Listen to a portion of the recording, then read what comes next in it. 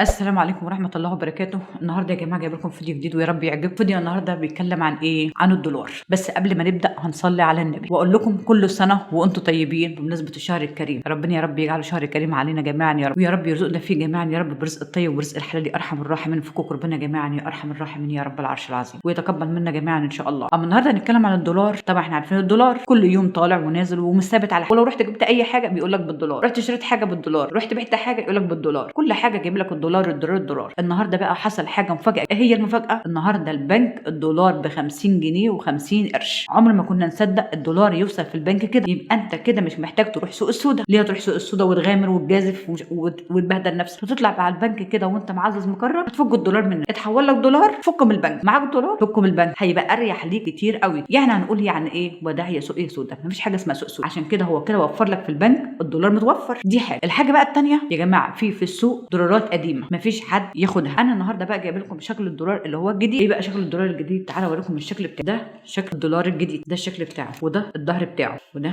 الشكل اهو، والظهر اهو. ده بالنسبه للدولار، ده الدولار الجديد. ما شفت الشكل القديم، بس هجيب لكم من على النت الشكل القديم وقارنوا بين الجديد وبين القديم، عشان لو حد اعطالك دولار ولا حاجه يبقى متفرق من القديم والجديد. ما تنسوش يا جماعه الاشتراك واللايك عشان يوصلكم ان شاء الله كل جديد، ويا رب الفيديو يعجبكم وتستفادوا منه. عشان بمشيئه الرحمن الاشتراكات يا جماعه، زر الجرس، هتلاقيني ان شاء الله بشيئه اي جديد، اي حاجه تخص الدولار الجديد ان شاء الله بشيء الرحمن هعمل لكم الفيديو بتاعها اول باول. ويا رب اي محتوى اقدمه لكم يا رب يعجبكم. كل سنه وانتم طيبين، والسلام عليكم ورحمه الله وبركاته.